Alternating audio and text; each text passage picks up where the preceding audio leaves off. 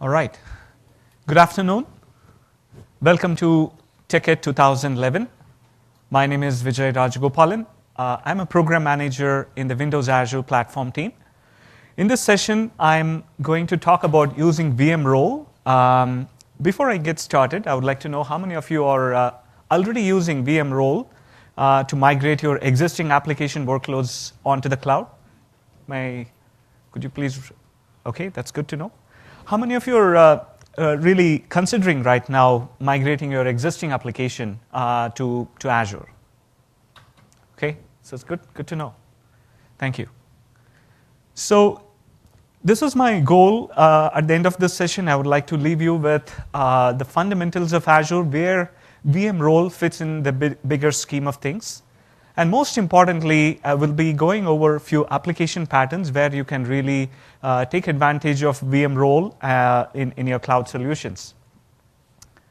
And finally, I'll have room for question and answers as well. But by all means, if you have, during the demo or anything, if you have any questions, please feel free to use the microphone and ask any questions during the session also.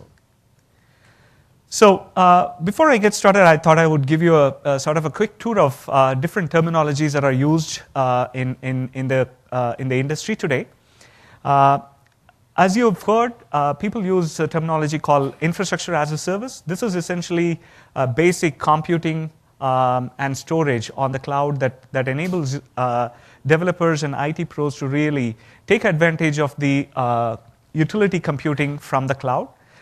In this particular case, the developers need to manage the operating system, application health, patch management, and everything. Platform as a service is a phenomenon where you get to focus more on the domain rather than on the plumbing. So essentially, you are responsible for your writing your application, and the platform manages the health of the application, updates the patches for the operating system, and manage the configuration of the application as well. And you pay as you go, and you can take advantage of the cloud's elasticity at will. Some of the good example here is essentially the Windows Azure is a platform as a service experience. Finally, software as a service essentially is a terminology used to determine finished services. Things like Hotmail or CRM application running on the cloud, where you don't get to see underlying infrastructure or the platform. You get to focus only on the application, which is a finished product. This is essentially the software as a service. Office 365 is a great example of that as well. So what are the benefits in these different paradigms? As you see in the leftmost pivot, today, on-premise, you get to manage all your server workloads, all the way from networking to the application. You are responsible for managing the runtime, network, virtualization, operating system patches, and everything. You control everything. In an infrastructure as a service world, the provider gives you the networking, storage, server, and the virtualized environment. However, you are responsible for managing everything else, right from operating system to storage to application management as well. In a platform as a service, the provider gives you the complete spectrum of opportunities for the developers to focus on the domain, which is writing your application code. So if you write your application code to take advantage of the platform, you can scale efficiently using the cloud's power. Finally, a finished service is essentially the software as a service, where the provider gives you the holistic end-to-end spectrum, where you only get to see the final application. So where does Windows Azure stand today? I wanted to give you a bird's eye view of Windows Azure from a holistic perspective. At the foundation is the core components of Windows Azure, which includes a computation environment where you host your application code. Storage provides you with a durable, elastic store, whether it's a blob or a relational store. Manageability, how do you manage your application by means of rich APIs and management portal and management products? I will be covering that in depth later. Bunch of services for you to wire things together, stitch together to write composite application. So for example, the services like App Fabric and Marketplace gives you the ability for you to connect different services available in the cloud so you can stitch an application together. Finally, SQL Azure, a truly durable, scalable relational store for the cloud, which is a cloud-based relational database. You can access all these components using standards-based protocols. Basically, many of the services are exposed through REST or AtomPub. So you can use basic HTTP to connect to all these services from your favorite language of choice or framework of choice. So for example, from PHP application, I can host it on Azure because it's supported on Windows, as well as access all the services layer of Azure right from PHP using the standards-based protocol. Not only that, Microsoft is committed to enabling developers across the board, whether it's .NET developers or PHP or Java. There are language bindings that are available that are distributed as part of the SDK that allows you to implement an API that are strongly typed in Java or PHP. On top of this is essentially the tooling experience, whether it's Visual Studio or command line or management products like System Center, Concero, or Eclipse. You have varieties of authoring tools to write cloud-based application. So this is a general purpose platform as a service that enables you to write cloud-based application using your existing skill set and knowledge that you have in your tools and frameworks.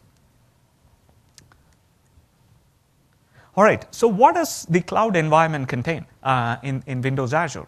Basically, we are running a system that essentially can run any type of application. It's essentially, our hosting environment is Windows Server 2008 R2, and it's running on Microsoft Blades and using our virtualization technology, Microsoft Windows Azure Hypervisor. And it has all the runtime support as well. So whether you have .NET or PHP, we have all the runtime support. So basically, you can pretty much run any type of application on our cloud operating system. So what are the core value propositions or core scenarios where Windows Azure platform helps you?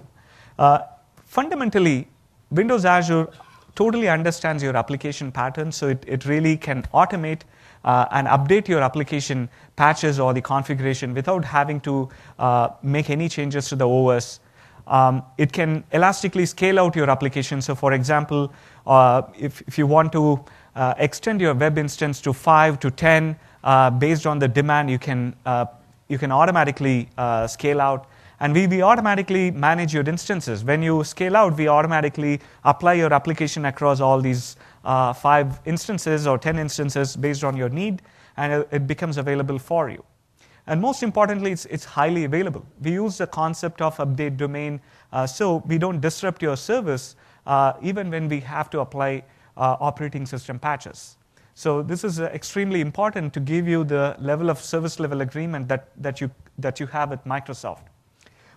Finally, with these concepts, we also apply the application as well as the operating system patches seamlessly so that your application is not disturbed. What are the core elements that we additionally do, particularly with respect to functionality perspective? Certificate management, managing your certs so that you can communicate securely from different clients. Choreographing your network endpoints so that different VMs within your service can talk to each other. So this is what I call as the endpoint management and managing your input endpoints. And ability for you to remotely access your machine so you can manage the health of your application and look at what is happening within your application. Automated runtime update, so when there is a new runtime that becomes available, we can automatically update it without disrupting your service. OS patches, and more importantly, availability. Using the concept of update domain, which requires you to have 2 instances of your application running all the time, we can ensure that your availability is high and make sure that your SLAs are met as well. So let's look at how to model a cloud application. So as you all know, in a typical application, you have the front end, which is basically behind a load balancer, gets all the HTTP traffic. Your middle tier, where you do a lot of number crunching, database operation, long-running transactions, and of course a backend storage, which could be a database or a blob store, a durable store, where you manage the state. And of course, you wanted to scale out at different layers, whether it's at the front end or the middle tier. This is a typical pattern.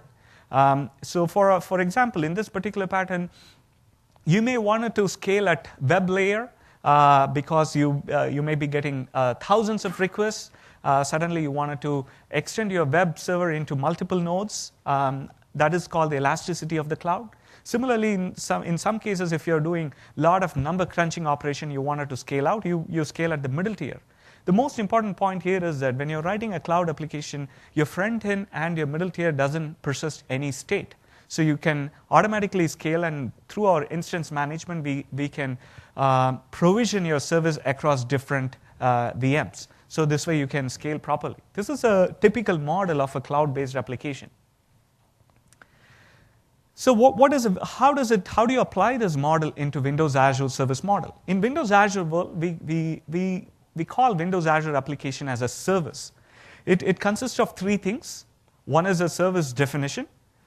The other one is called the service configuration. And the third one is essentially your code, piece of code. So this is essentially the blueprint of your application.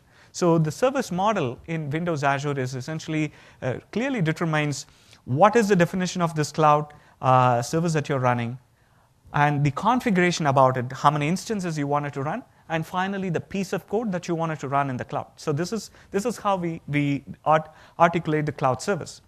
The role is essentially a concept that we introduced where, based on your topology and architecture, you use different abstractions. So I will introduce this very shortly. It's a collection of code that gives you an entry point that runs in the virtual machine. And of course, we can run multiple instances of this role and scale this as well. And as I mentioned earlier, we can, through the availability concepts that we have, we can scale it really well for you. So let's look at the role content. What does the role look like in Windows Azure world? So basically, in this particular case, I particularly talked about three things. First, the role definition. What is the role? What type of application it is? And then you also specify what type of VM that you wanted to run against. So whether it's a small VM or extra large or a medium-sized VM, we have different configurations. And then you also articulate the network endpoints so that you can accept incoming requests and make sure that your VM can talk to other machines as part of the service. And the code is essentially your web code or your middleware code is what we call as the web or worker role and other executables. And today, as part of this session, I'm introducing a new type of role called the VM role. This is what we introduced back in 2010 when VM role was introduced. And of course, as part of the configuration, you specify the number of instances you wanted to spin up and all these things. So in this example on the right side, I have two types of role. One is a web role, which is the front-end role, and in which I have specified my web application, the intelligence. I only have very little bit of code. Most of my algorithm is in the middle tier. So I have picked a small size VM, and I have specified external endpoints so I can get requests from HTTP. And I've also specified how many instances I wanted to spin up.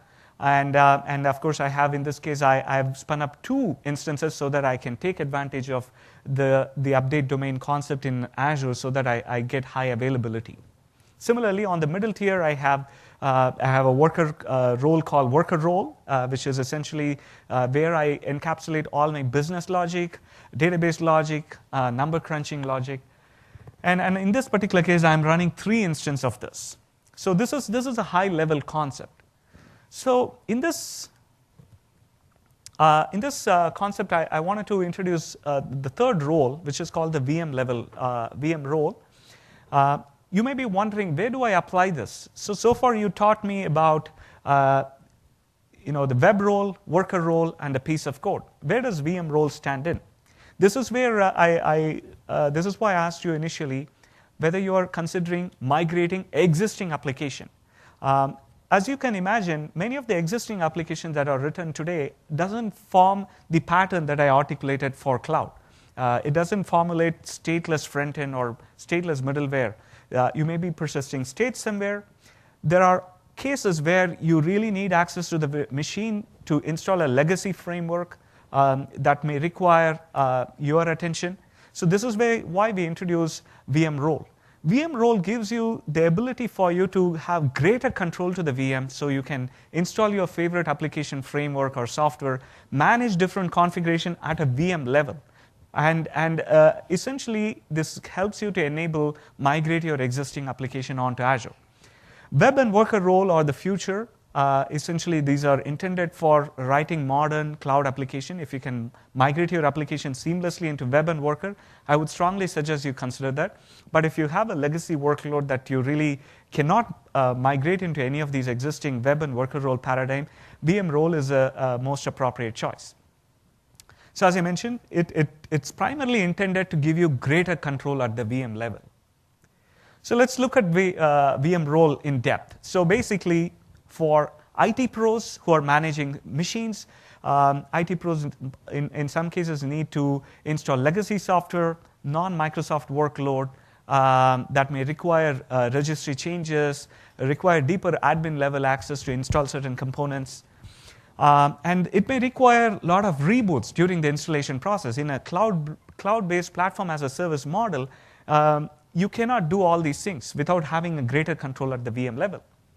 And the other scenario is essentially to enable you to migrate your legacy workload. So if you have an application that was written 10 years back that doesn't have state management, and if it persists states on the disk, or it requires some legacy software installation, this is probably a good choice as well. And the important aspect of VM role, so if I embrace VM role, will I take advantage of all the platform primitives of Windows Azure, such as the patch management, all these things? I will be covering that very shortly here. So web role is essentially helps you to migrate your web workload. So if you have a stateless web application, web roles are the right model. Worker role enables you to move your middleware code, number crunching, database transaction into worker role.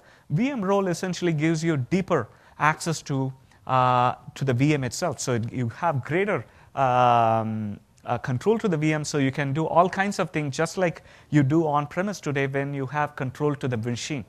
So this is the abstraction layer. So VM web role gives you greater level of abstraction, so you get to focus on your domain, your application code, not to worry about the plumbing. In worker role also, you have greater level of abstraction, so you don't really care about many of the things that platform as a service provides you. As you move towards the right end of the spectrum, VM role gives you the deeper connection to the VM itself, where you can do all kinds of things, but you lose many of the platform as a service primitives. We will be addressing what you miss in the VM role, what you get in VM role. And I will be covering specifically what type of application pattern really meets VM role type scenario. And I'll be happy to answer any of your questions as well. So again, to reiterate, if you have long-running transaction that requires human intervention during the installation process, requires registry changes, I mean, if you have to install a piece of software, legacy software for 2-3 hours, I think VM role is probably the right model. If you think if the legacy application is error prone, where you need to do some changes to the application settings during the course of the installation, this is a good choice as well. So all of them, web role, VM role, worker role, they're all primarily first-class citizen as part of the service model in Windows Azure. So it has an isolation boundary. It is still part of the Windows Azure core primitives as well. Let's take a look at what are the core things that platform as a service provides for these, and what are you going to see in VM role. So basically, OS and application monitoring. Of course, web and worker role, you get to focus on your domain, and you use platform primitives to write web and worker role. So obviously, Windows Azure manages the OS and application monitoring. Even in VM role, it's the same thing. You have remote desktop access across the board for web and worker role and VM role. Because we are running an agent in the VM, we can also manage the certificates for you to communicate in a secure way. Endpoints are load balanced, so even the VM role can scale out for you. And machine maintenance, obviously we manage the machine maintenance, so if something goes wrong with the machine, we reprovision in a different node in the cloud environment. Intra-application communication, it again uses the same input endpoint, so you as a end service owner can manage the endpoint connectivity for the application as well. So what do I really miss in VM role? So essentially, you get most of the platform primitives except for one thing, which is essentially your OS patching. So in the VM role, you are responsible for managing your patching up operating system patches. So this is because you are the one who is bringing your own VM from on-premise. You will get to manage the patches when you need it. This is the only thing that you would miss in VM role. So if you have different stateless application, consistent configuration, I would strongly suggest that for migrating your existing workload, VM role is a good application. So what type of application can be migrated, and what are the applications that are not a good choice for this? Let's go through that. Before that, I wanted to walk you through the life cycle of, okay, now that I understood and I kind of get the fact that VM role is a good choice for migrating legacy workload that has long-running installation steps where I may need to muck up with registry. I understand all these things. Tell me how to enable VM role for my cloud service. So here are a few steps that I wanted to articulate. First, you are responsible for bringing this VM image. So what it really means is essentially at your on-premise, you will have to convert your DVD, Windows Server 2008 R2 DVD, provision it, and create a VHD out of it. Then test your service locally. So basically, you are responsible for making sure that it's tested. Then you will upload the image to Windows Azure, and you will choreograph the service. So one of the points that I haven't highlighted so far is about the fact that you can mix and match. As part of your service, you can have 2 or 3 web roles and a couple of worker roles and a couple of VM roles as well. So if that is the case, I call this as a mixed mode. So in this particular case, you can use Visual Studio to orchestrate the end-to-end topology of your service. And then you can maintain the service, you can remote desktop it, you can and reboot the machine, re-image the machine, and re-provision it as well.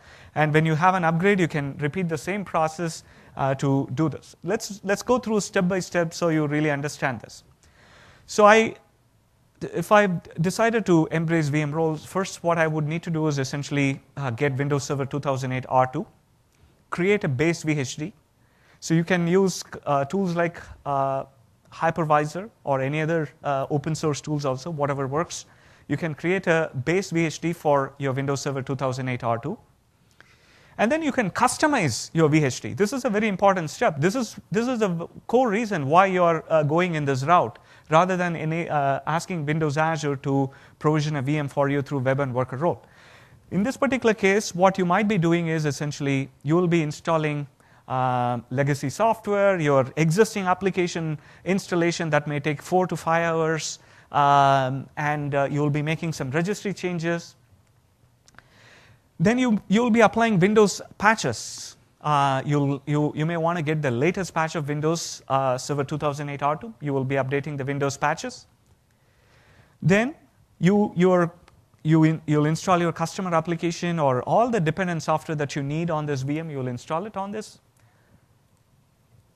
Then one of the core important piece I highlighted earlier was the Windows Azure integration component. This is a piece of agent that runs on this machine.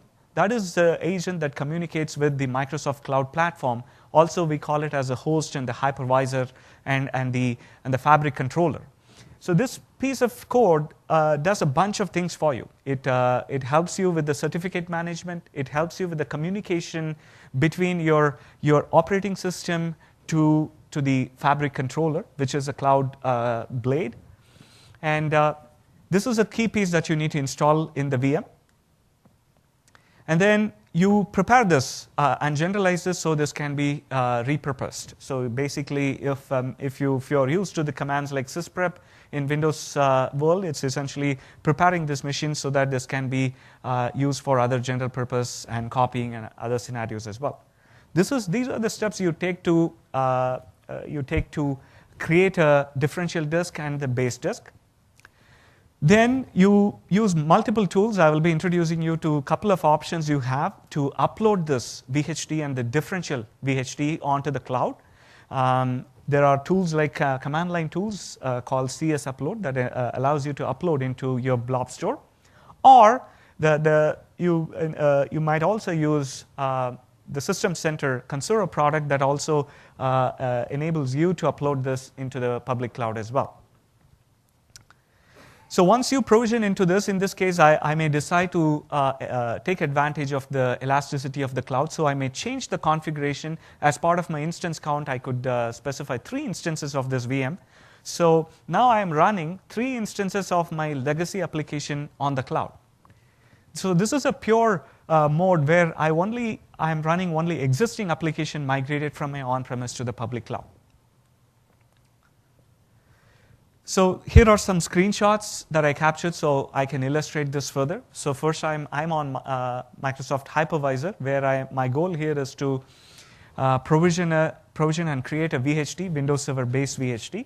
So in this step, I'm creating a new virtual machine. I'm creating Windows Server 2008 R2. I'm specifying the right size here. And now I'm booting up Windows. And then in order to install additional my on-premise existing application software, frameworks, legacy software that might be running long, I boot up through a DVD. And then I'm installing first my favorite application software.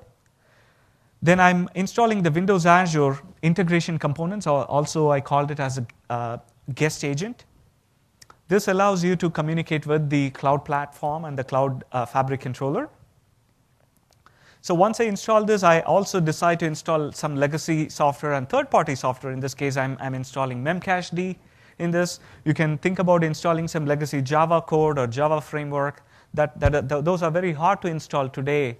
Let's say if you need to install about 1 gig of install scripts that includes data as well as the application code, it's very hard to do in the web and worker role primitives. So this is an easier way of installing this. So now I have Memcached set up here in this box, and then I sysprep and generalize this to create a differential disk. Now, so far, I have only articulated a scenario where you are migrating your existing application onto Azure. So in this particular case, I've created base and differential disk. However, you can also take advantage of Windows Azure's service management concept. So you could add a couple of web roles as part of this service as well. So here, what I'm trying to do here is I go to Visual Studio. In this particular case, I could also upload it right from Visual Studio using the Visual Studio template and upload it. I can add other things such as web role and worker role as needed for your application from Visual Studio and provision your application onto Azure as well. So here, some concepts I wanted to introduce. As I mentioned earlier, the three core important elements for your cloud application: the service definition, service configuration, and your piece of code. In this case, I'm looking at the service definition. Here is the name of the service that I'm provisioning onto the cloud from Visual Studio. Again, one of the steps that is fundamental here is essentially uploading this large VHD as well as the differential disk. So one of the utility that ships with the Windows Azure SDK is called the CS upload. This is a utility that allows you to upload this into customer's blob store. In this particular case, when you're uploading, you have the option of uploading into your choice of data center. So in this particular case, you can pick from different data centers. And if you already have certain applications running on Azure, you may want to pick the appropriate affinity group as well.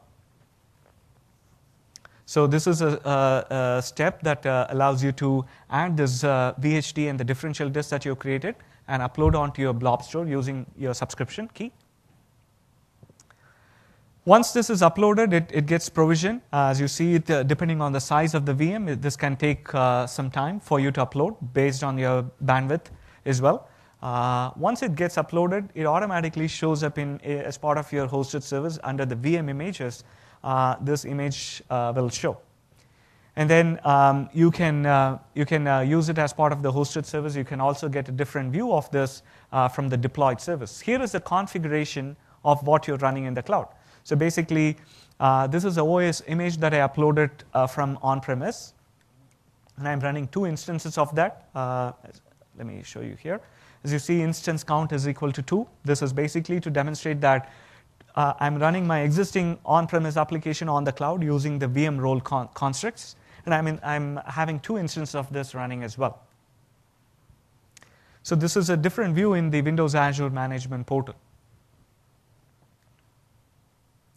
So I know some of you here are IT pros who manage server workloads. I wanted to also articulate a holistic 360-degree view for authoring virtual machines for Windows Azure. So basically, as IT pro, you can create your package and upload to Windows Azure using the method that I showed you, which is using the CS upload and the Visual Studio. You also have other options such as Windows Azure Management Portal, where you can create the package from Visual Studio or from Windows Azure SDK and go to the portal and upload the package, the package of your service definition, service configuration, and the metadata manifest. The other option is essentially the System Center Console. So in this particular case, I don't know how many of you saw the demo this morning. I suggest you attend quite a few sessions, and I believe there is a session on Wednesday specifically talking about the System Center Console product. So it essentially provides IT pros to give you a great on-premise experience for uploading your cloud services, particularly with respect to VM role. So the way it does is essentially from Console, it talks to the service management APIs of Windows Azure, and it uploads these packages and makes sure that these applications can be provisioned on our Fabric controller. So this is another choice for you, particularly many of you who are already using System Center product on-premise and managing heterogeneous cloud.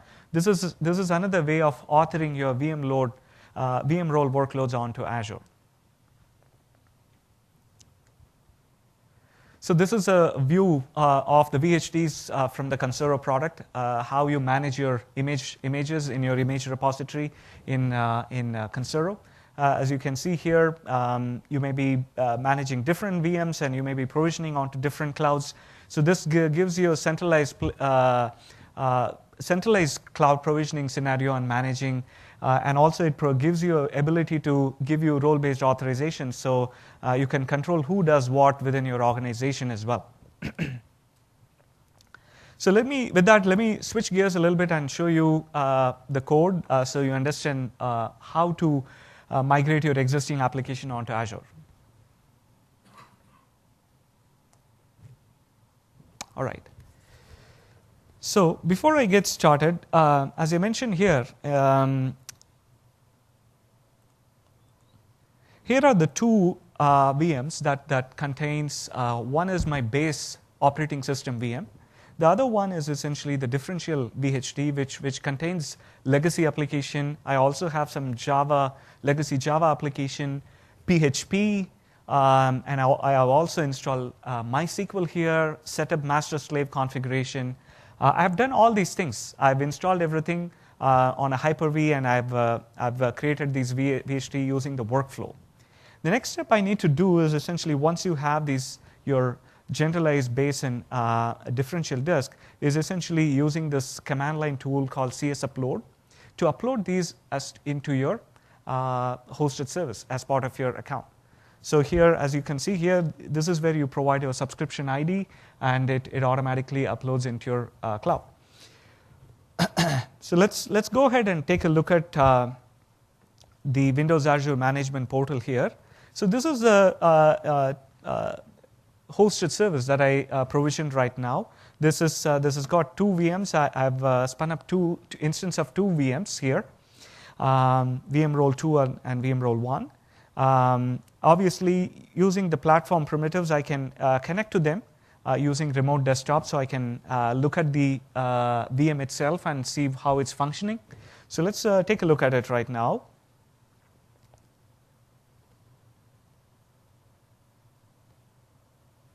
So, okay, good. So this is a very familiar process for many of you, just like how you remote desktop into a machine. I have a remote desktop into a VM here.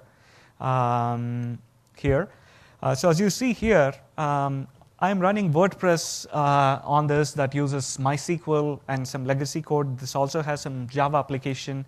It's doing basically large computation from heterogeneous code bases. It's a blogging engine. It processes media. It also has some legacy Java code that does some number crunching. This is a type of application that I'm running on-premise right now that I need to bring it and provision it onto the public cloud. And I chose this model as opposed to worker role and web role because it required a lot of attention from me for installing it. And I wanted to still use the platform primitives by having a deeper control into the VM. It required some registry changes for me while installation. So I did all these things. I uploaded this image. This is the VM here, and it should be also running MySQL here in this. This is a quick tour of the VM that is running on the public cloud here. So this is one instance of this VM here running on the cloud. Again, this is basically a small VM. This was the size of the VM that we talked about in the service definition, and it's running in the production environment.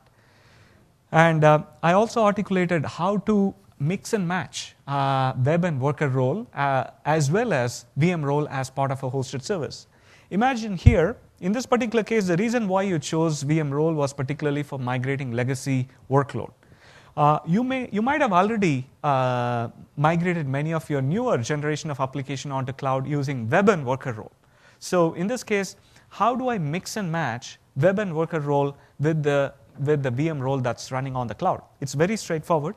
So in Visual Studio, all you need to do is essentially you open a new cloud project, and then here is your service definition and the service configuration. Let's take a quick look at it. In this particular case, I have I want my new web and worker role to talk to this VM, so I can specify my input endpoints. And if I need diagnostics for my web and worker role, I can specify here. In my service configuration, I get to pick the virtual machine that I need as part of my overall hosted service that has web and worker role as well. And Visual Studio makes it easy using a nice integration here. So basically, let's say if I need to add a VM role using the images that I've already uploaded, all I need to do is, in this particular case, I add a new VM role here. So VM role 3 is added here. And I specify my service account. And it automatically connects to the blob account of mine and lists all the VMs that are available that can be used in this particular hosted service. So from here onwards, I can pick a right one that I need, and then from here I could publish this project into the cloud simply by pressing this.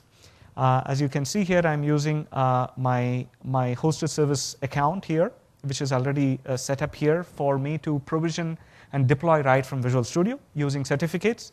And I can pick the available cloud hosted service slots here, whether I wanted to upload this into a production environment or a staging environment, and then specify it, label here and deploy right from here.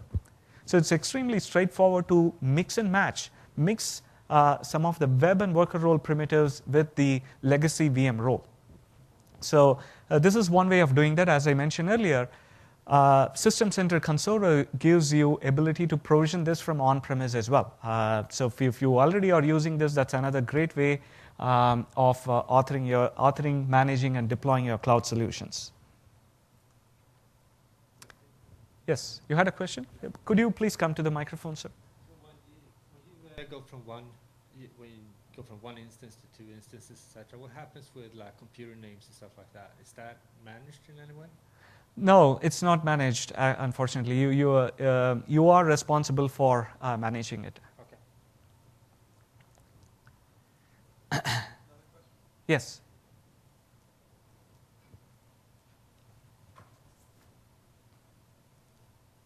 So in your example, you showed running MySQL Yes. in the VM role. Correct. Because it's a stateless, Yes. well, since the VM role is stateless, what are some things we should think about if we wanted to run, for instance, MySQL to support some legacy system? Correct. Great question. So the question was basically, so in this demonstration I showed running MySQL in VM role. What are the best practices for managing state? Obviously, in this particular case, the data drive for MySQL is using Windows Azure Drive, which is a durable X drive that's mounted as a extension to your VM. So that's a right way of managing state for your data. However, in this particular case, it's very hard to scale out because how do I manage synchronization across instances? In this particular case, the ideal way of running MySQL on a VM role is only using single instance, because it is up to the developer to manage the synchronization across instances. So I would suggest that the right approach should be, yes, you can run MySQL as a single instance and mount the data as part of the data drive. However, if your goal is to scale out using the VM role, this is not the right architecture. And I will be covering that very shortly in the patterns. All right, so I hope this gives you a tour of how to bootstrap VM role from on-premise using your Windows Server disk, using platform tools such as CS Upload to upload it, and then author it in Windows Azure Management Portal or System Center Console, or using mix mode from Visual Studio. If you wanted to add existing platform primitives like web and worker role, how do you orchestrate and bring all of them together as part of a single hosted service? This is what you just saw. Let me go back to my presentation. I'll be covering more application patterns shortly.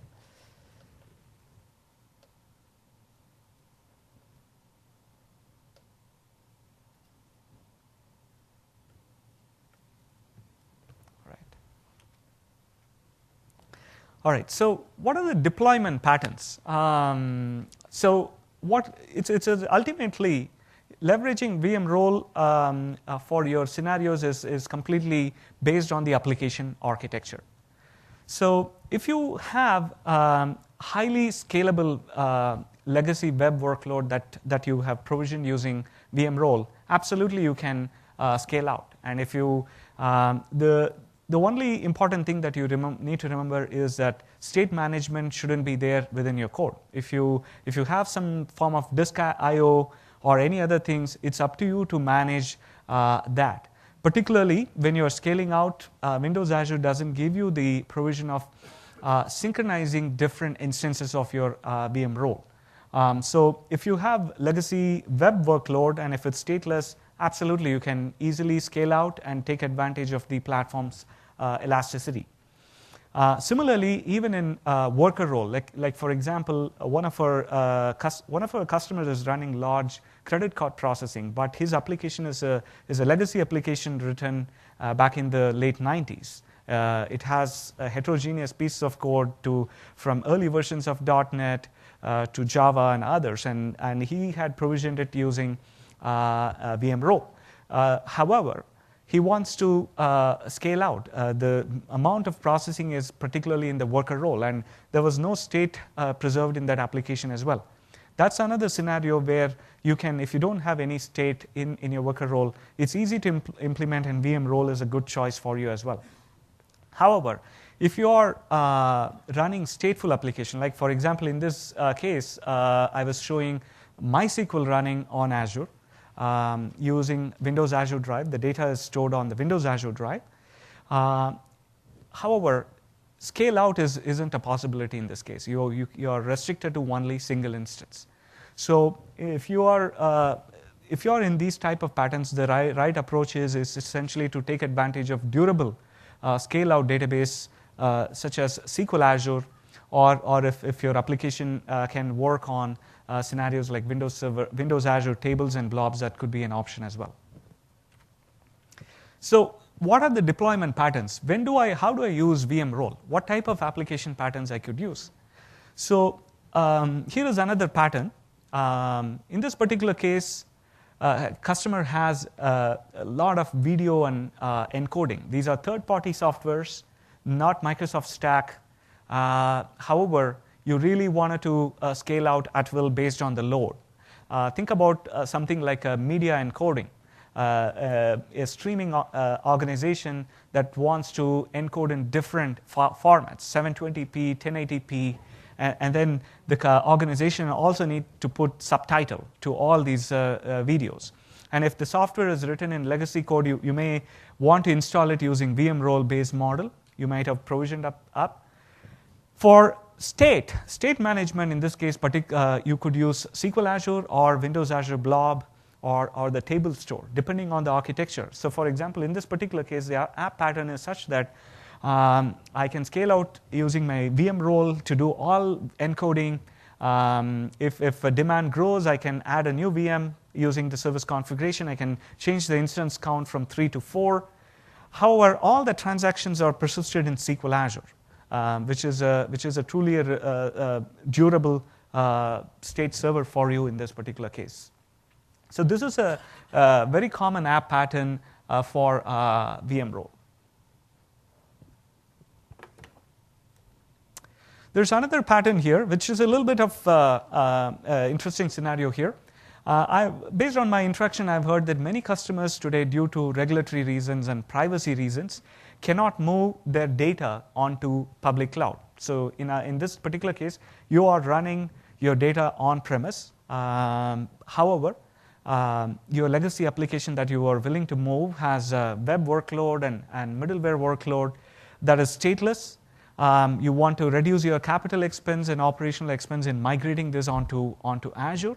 So this is another pattern here. So there's a legacy Java Tomcat application. It's an online trading application. However, the data sits on-premise. And you probably might want Active Directory-based authentication or other authentication and authorization as well. In this particular case, your web or the middleware is hosted on a VM role on Windows Azure. And from a customer standpoint, the customer gets a really scaled out experience. The connectivity between your public cloud, where your VM role is running, to your on-premise is using a technology called Windows Azure Connect. How many of you have heard about Windows Azure Connect? Could you raise your hand? Okay, it's essentially a gateway that connects public cloud to on-premise, and it essentially enables hybrid scenarios for customers who can't move completely onto public clouds. So this is another pattern that some of you might consider as well. All right. So I've put together some commonly asked questions that customers always ask. So will this migrate any Windows Server-based application? The answer is basically no. As I mentioned earlier, VM role inherits many of the web and worker role paradigms as well. And you would need 2 instances for SLA. For availability, you need 2 instances. As I mentioned earlier, the migration OS patches are done through the concept of update domains. So you would need 2 instances.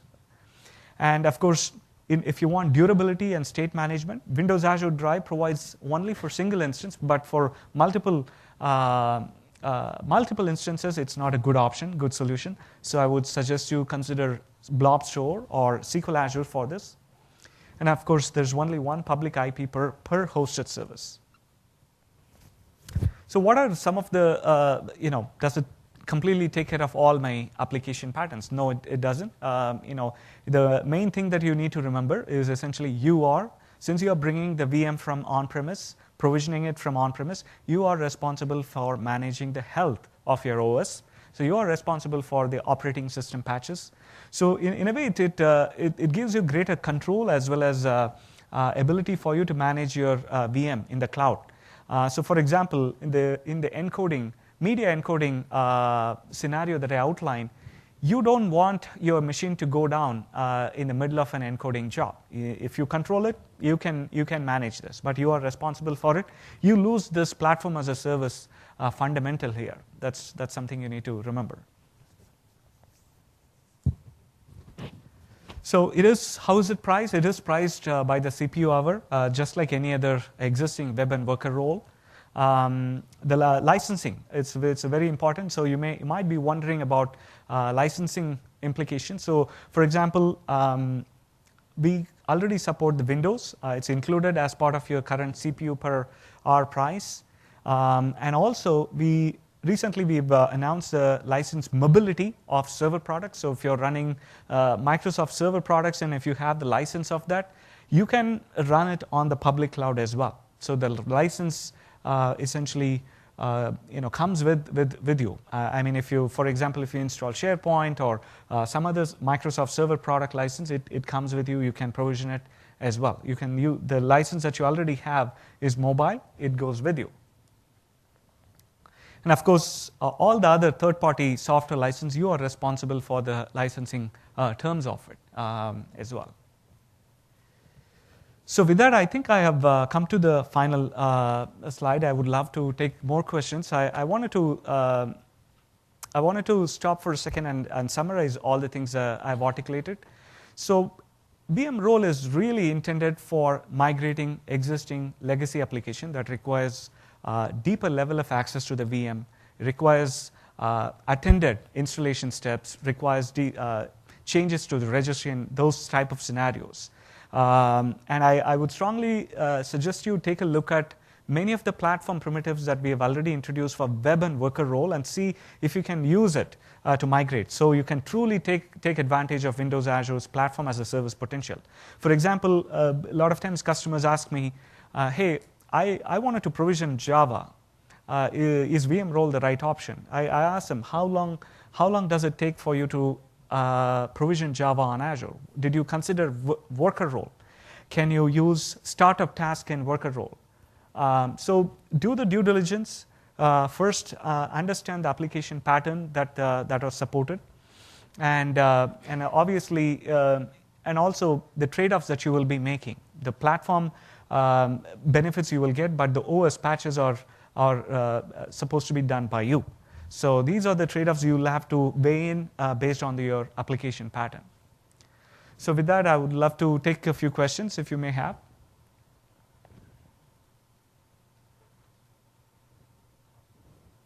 Yes.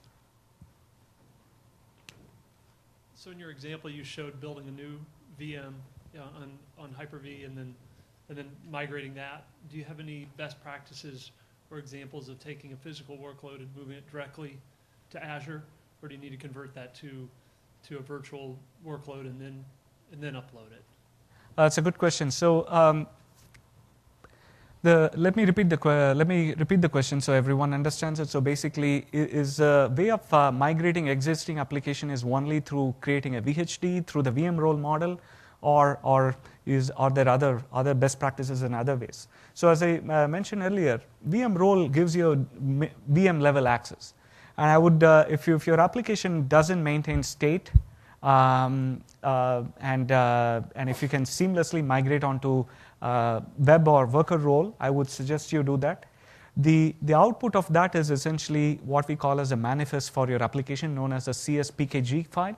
The three things I told you earlier about: your service definition, configuration, and the code, which is essentially packaged in a way called CS package. It's a package that contains your application code. So depending on your application, you may consider either VM-based route or use Visual Studio to migrate as well. This is not the only way for migrating. This is where you require access to the VM, run long-running installation, and that sort of things. So you need to do the due diligence, weighing in your application architecture, and take advantage of other routes as well. Yes, sir. So I've got three questions. Yes. So one, how big can my VHD be? And two, if it is very big, it could take me a very, very long time to upload it. Yes. What other options are there for me? Can I, burn it to DVD and ship it? And then the last one is with the traffic manager that's coming out. Does that support lend itself to the VM's roles? Okay, great questions. So first, what are the sizes available? So basically today, we support all the way up to 65 gig. So we automatically, so if your VM size is 15 gig, we automatically map you to suggest that you can use extra small VM. Then there is a 35 gig option that gives you ability for you to choose small size. And of course, the 65 allows you to pick a VM size of medium, large, and extra large VM size, based on which you'll be charged. Your second question was a great question. I really, which was about, hey, depending on the size of my VM, it's going to take a very, very long time for me to upload this. Are there any other options? Totally agree. Today, unfortunately, it is the only option. Even if you use the System Center Conservo product, under the covers, it also uses the same technologies as well. So depending on your upstream bandwidth limit, it's going to be like that. We are actively looking at other options as well. To tell you the truth, there are other ways of composing images so customers don't have to go through the pain of uploading large VMs. So it is in the work. We hope to share more details in the near future. The third question, unfortunately, the traffic manager doesn't help you streamlining the VM uploads using CS Upload today. Not the upload process, but later the traffic manager, which allows us to, someone uses the VM role to distribute the load to the appropriate geography. Absolutely, yes. Yes, it applies for all web worker and VM role. Totally, yes. We could have a legacy app that used to run in a data center in Boston, and now we can actually provide worldwide support. Yes, totally, yes. Yes, sir. For a reason for using the VM role, you mentioned earlier that the 5-minute or 5+ minute limitation, that if you had an installation that was going to be more than 5 minutes, you had to use the VM role. Can you explain why they have that limitation, and is that going to be expanded? Well, basically, I think, as you know, let me step back a little bit, and so that everyone understands what are the options for installing software today on Azure. Let's say you have to. I wanted to make sure everybody understands that. Let's say your application is dependent on Java or some legacy framework that you need to install before your application can load. What are the options today? The first scenario is known as the startup task. As part of the worker role startup task, you can install your application code. However, due to the way the platform is architected, it requires heartbeat from the machine, from the VM to the hypervisor, the communication.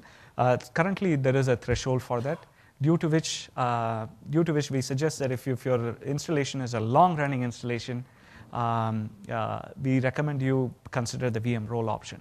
We are actively looking at changing that also, so you could use worker role.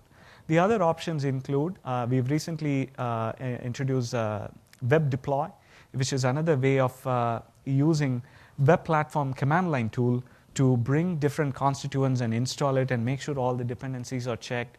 This is another way of acquiring software onto your platform. So, for example, you might be depending on ASP.NET MVC3 or Entity Framework or other technologies. You need to provision it on the VM before your application. So, web platform installer command line is another way. So, if you copy that, and you can choreograph that as part of your startup task as well. Thank you. Sure. Yes, sir. Let's say I have a base image already in Azure, but I want to create a new VM. Can I move that base image to a new instance up in Azure and then just add a differential or whatever you call it to that base so that I can just start? I don't have to upload the whole VM. Yeah, totally. Yes. Okay, and then my second question is, let's say I need to do some configuration on the VM after it's running. Yeah. Now, this happened to me. I configured it and it rebooted and I lost everything. So Yes. is there, and I know that you guys don't have it yet where we could do a differential backup in Azure. And Right. Hopefully that's coming. But until then, is there any solutions that you have that could solve that problem? Yeah. So Configure while it's in the VM. yes, great question. So for the sake of everyone's understanding, let me repeat this question. So basically, how do I make updates to my running VM? So I have provisioned my VM. My application is running great. Tomorrow, I have a newer version update to my framework code. I need to update. What is the process? And will I update it? Would all my instances get it? Is his question. So the answer to that is unfortunately no. For updating your software, framework software and other things, unfortunately, since you already have the master copy of the base and the differential disk, you need to update it on-premise and upload the differential disk again, unfortunately, today. This is because when a service healing happens, when the VM crashes for arbitrary reasons, or when there is a hardware failure, we only have the manifest of your original uploaded diff, so we will reprovision that. So unfortunately, it doesn't exist today. We are looking at certainly. We heard a lot of feedback in the recent times through Microsoft Valuable MVP community and others. We are certainly considering making some substantial changes as well. Yes. Could it work if I was installing software and I make the path to install the software be a cloud drive? So that way, that's where the configuration lives? You could. So in this particular case, the cloud drive, you are responsible for mounting the cloud drive too. So I don't know how you plan on doing that as part of the bootstrapping. In worker role, you need to write some C# code to boot and attach a VHD. In this particular case, I don't know how you would automatically install the updates from your thing. Maybe you will run a service or Windows service. It isn't really updates. It's more of like, I have this server that I'm going to be running Right. in Azure, and I make some configurations. Yes. Or I add some new builds, or I Correct. do something Correct. with data, not with updating the software. Right. So in this it's like particular... I need to pull settings from somewhere else besides inside. Understood. This will work on a single instance, but if you wanted to scale out, as you know, Windows Azure Drive is writable only for single instance. So it can't scale out for you. For single instance, it'll work fine. As a matter of fact, when I was doing these demos, I made some changes to the VM. I was really praying while I was coming here that the VM doesn't crash, so I would go back to my old state. So these are the limitations today, but certainly we heard your feedback. We are stay tuned for more updates on this. Okay, thanks. Thank you. So I've got several questions related to connectivity. First, looking at one of your examples, you showed connecting from a VM back to on-premise using Azure Connect. Yes. So in that scenario, if I'm spinning up additional VMs, is there any configuration within Azure Connect to enable me to say that for this kind of VM role, automatically associate this kind of connection so that I don't have to manually add connections every time? Good question. So you're looking for some sort of a template. So Exactly. this is a pattern. This is an app pattern for which I wanted to pick a network pattern that will automatically set up the right ports, connect to the right scenarios. Great feedback. We are looking at many cloud vendors who are already doing that. We will have it soon. We're looking at it actually very seriously, how to reduce the complexity. Even though for an IT pro it may sound very simple to address the network endpoints, we wanted to simplify this. We hear you totally. I think we will incorporate this feedback in the upcoming release. Okay, so next question is around VM to VM connectivity. Yes. How would I go about doing that? Is there any VM Is there any to kind of VM. broadcast mechanism when a new VM comes online so that I know that, hey, there's another one of my instances running, and so I know that maybe I need to coordinate between another? Yeah, you can already do that today. You totally have all the APIs. So we have something called the service runtime. API as part of your hosted service, that you can query that to get all the number of instances and automatically do a lot of manipulation as well. In fact, many customers of ours are also doing some sort of synchronization, doing master-slave scenarios using this. So you already have APIs. I can guide you offline, specifically pointing you there as well. Okay, very good. Can the VM have like a non-Microsoft OS, like Red Hat Linux or any of those, or So currently, we only support Windows Server. It's only Microsoft how VMs. about Windows XP? Windows XP, that's a good question. We don't have any plans at this point, but it's a question of prioritization and making sure how many customers really want different OS images to be supported on the cloud. So we started by looking at how customers are deploying. Today, many of the server workloads are on either on 2003 or on 2008. So we started there. Certainly, we've also heard from many that they want to run Windows 7 also, something like a desktop solutions. So definitely, we will consider that if more customers are asking for it. As you describe this, it sounds like really infrastructure as a service. Is there something distinctive about this that's different than IaaS? Yes, actually, it's a great question. Actually, this is a confusion. So I wanted to go back to one of my previous slide. You brought up an excellent point, which is essentially VM role looks like IaaS and not necessarily PaaS. But I think we wanted to communicate to customers that this is essentially an on-ramp technology. VM role is essentially an enabler for you to migrate to the cloud. In doing so, we give you great control to the VM.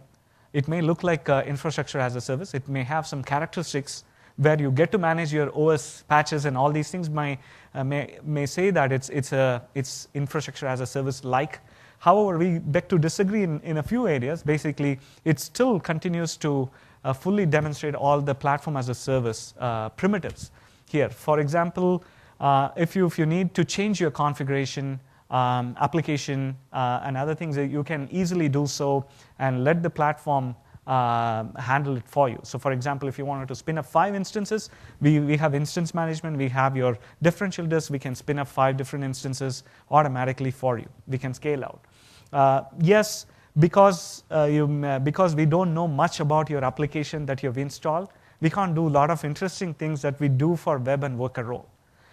So these are the trade-offs you get to make. I do agree to some extent that because you get to do a lot of plumbing on this model, it might really sound like a IaaS. But to a large extent, think of it like an on-ramp. If you have these extreme scenarios, consider VM role.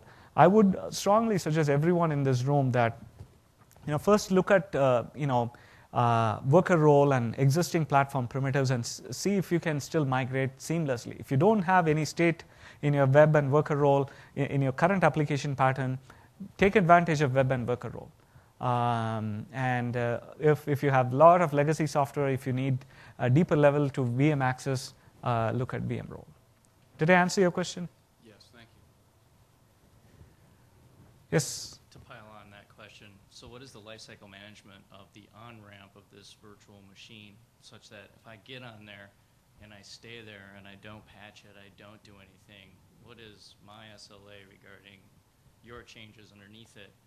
And then let's say I do diligence to off-ramp it, migrating my application to the worker role, web role paradigm, and others don't.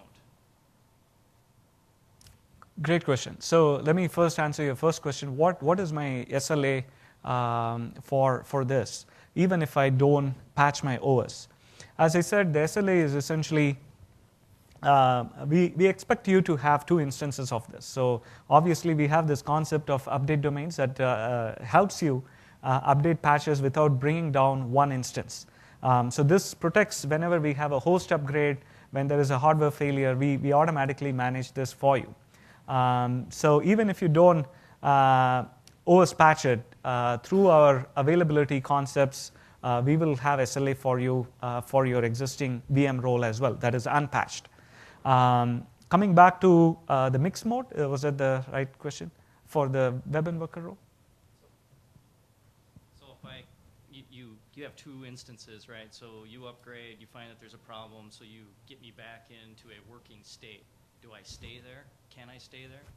And if I do, what's the ramifications of those who are sharing the Azure platform? That's the question. Yeah, I think we have the concept of security boundary as well. So it is certainly an area that where we are looking at providing monitoring capabilities and also communicating to user the unsupported OS that they are running as well. But in terms of security boundary, I don't think your guest OS is going to disrupt anything for us.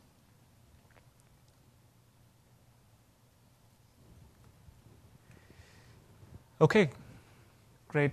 Thank you for your attention, and I'll be hanging out for some time. So if you wanted to chat, please feel free. Thank you.